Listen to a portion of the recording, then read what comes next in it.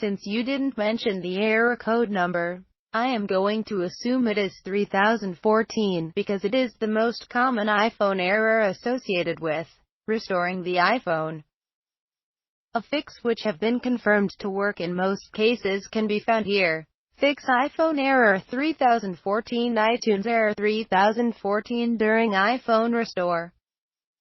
Thank you.